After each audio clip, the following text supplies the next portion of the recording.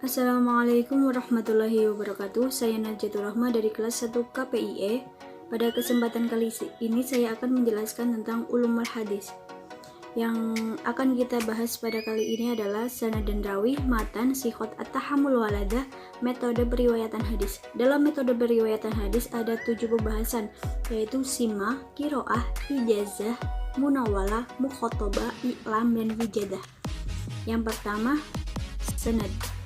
Sanad secara bahasa adalah as-sanad yang berarti sandaran.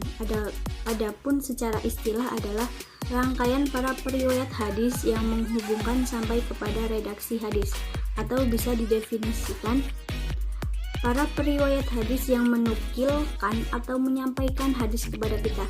Dengan kata lain, sanad adalah orang-orang yang meriwayatkan hadis dari tingkatan sahabat hingga hadis itu sampai kepada kita. Contoh dari sanad adalah Haddatsana Abdullah bin Yusuf qala akhbarana Malik bin An-Nasin an ibn Shihab an Salim bin Abdillah an abihi anna Rasulullah sallallahu alaihi wasallam marra ala rajulin minal ansor wa huwa ya'idu akhahu fi haya'i faqala Rasulullah sallallahu alaihi wasallam dahu fanna haya'i minal iman, yang artinya Abdullah bin Yusuf telah menceritakan hadis kepadaku, yaitu Imam Bukhari. Ia berkata, Malik bin Anas mengabarkan kepadaku Abdullah bin Yusuf dari Ibnu Syihab dan Salim bin Abdullah dari bapaknya bahwa Rasulullah Shallallahu Alaihi Wasallam melewati seorang lelaki dari Ashhar yang sedang memberikan nasihat pada saudaranya tentang rasa mali. Maka Rasulullah Shallallahu Alaihi Wasallam bersabda, tinggalkanlah dia karena sesungguhnya rasa malu merupakan bagian dari iman. Hadis riwayat Bukhari. Yang kedua, rawi.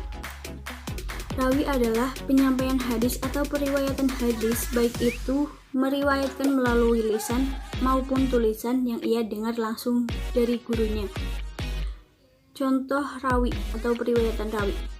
Periwayatan hadis dari tingkatan sahabat, yaitu dari Abu Hurairah, Aisyah, Anas bin Malik.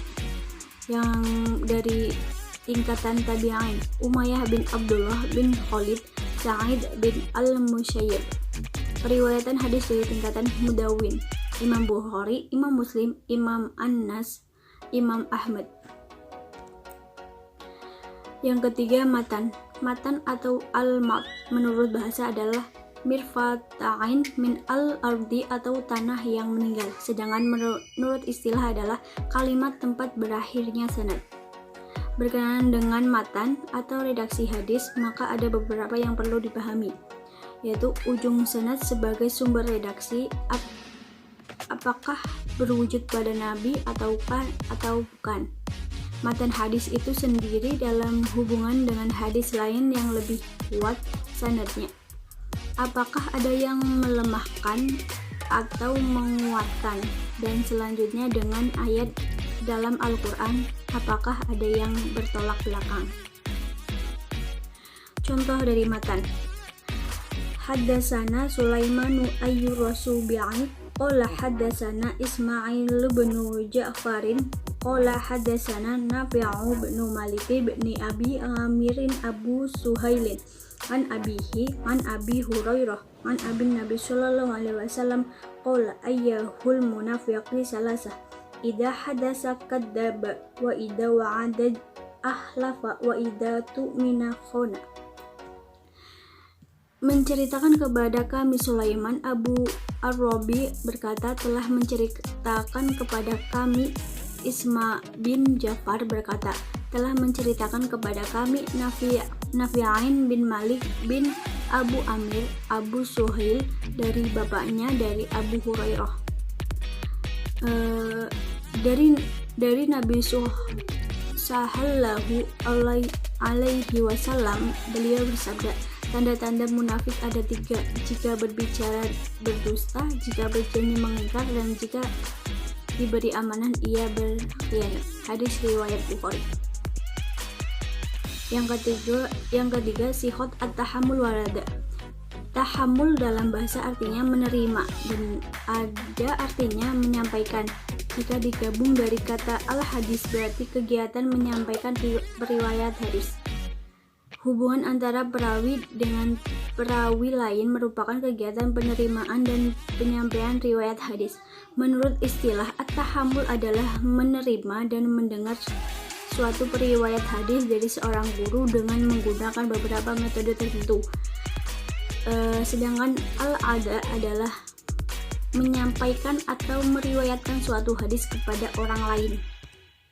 Syarat-syarat at-tahammul walada al-hadis. Yang pertama Islam, yang kedua baligh, yang ketiga adil, yang keempat babit, yang kelima syiqoh.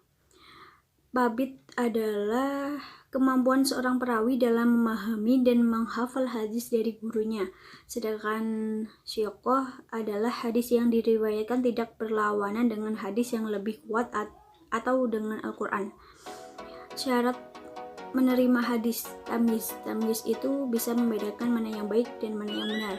Sholat, sehat akal dan pikiran, mampu memahami dengan baik riwayat hadis yang diterima. Metode periwayatan hadis: simak, qiraah, ijazah, munawalah, muqatabah, i'lam, wijadah. Pertama, simak. Metode periwayatan al-sama adalah menerima riwayat hadis dengan cara mendengar langsung dengan sumber riwayat atau guru hadis, baik guru tersebut membaca hadis dari hafalannya maupun guru tersebut membaca dari kitab catatan hadisnya. Menurut jumhur ulama, hadis penerimaan riwayat hadis dengan metode al-sama merupakan cara yang paling tinggi derajatnya karena pada masa Nabi Muhammad SAW metode al-sama ini sering digunakan. Sahabat seperti contoh sahabat mendengarkan sabda Nabi dengan seksama, kemudian para sahabat saling mencocokkan sabda yang telah didengar. Yang kedua, qiraah. Al-qiraah adalah metode periwayatan hadis dengan cara seorang murid membaca hadis di hadapan gurunya. Bisa berupa hafalan atau catatan kitab hadis, sedangkan gurunya menyimak dan mengkoreksi bacaan hadis muridnya dengan hafalan atau dengan kitab catatan hadis yang thiqat miliknya. Karena adanya koreksi dari guru hadis inilah yang menjadikan metode ini disebut al-a'rud. Dan ulama menilai bahwa metode periwayatan hadis al-qiraah setingkat dengan metode periwayatan hadis al-sama. Yang ketiga, ijazah. Pemberian ijazah dari guru hadis kepada muridnya untuk meriwayatkan hadis dirinya. Pemberian izin dapat dilakukan dengan lisan maupun tulisan. Namun periwayatan hadis dengan ijazah menumbuhkan asumsi bahwa periwayatan hadis tidak membutuhkan padanya perlawatan dalam mencari hadis, karena murid tersebut sudah mendapatkan ijazah dari gurunya, jadi tidak perlu mencari ijazah dari guru lain. Yang keempat, munawalah. Seorang guru memberikan naskah hadis kepada muridnya. Al-munawalah dibagi menjadi dua, yaitu al-munawalah yang disertai ijazah dan al-munawalah yang tidak disertai dengan ijazah. Yang kelima, muqatabah. Seorang guru menulis hadis atau menyuruh orang lain yang adil dan diabid untuk menuliskan hadis untuk memberikan kepada muridnya, baik muridnya berada di hadapan guru ketika hadis itu ditulis atau ia berada di tempat lain. Yang keenam, i'lam. Periwayatan hadis dengan bersandar kepada pemberitahuan guru kepada muridnya tentang hadis atau kitab hadis yang telah diterimanya, misalkan dengan cara al-sama, tanpa adanya kalimat instruksi kepada murid untuk meriwayatkan irbit lanjut. Yang ketujuh, wijadah. Periwayatan hadis yang berdasarkan kepada catatan hadis orang lain tanpa melalui cara al-munawalah dan ijazah. Menurut Ahmad Muhammad Sakit, tidak membolehkan periwayatan dengan cara al-wijadah karena menilai perbuatan demikian tidak terpuji. Sekian pembahasan ulumul hadis dari saya. Mohon maaf bila banyak kata salah, pengucapan yang kurang jelas. Sekian, terima kasih. Wassalamualaikum warahmatullahi wabarakatuh.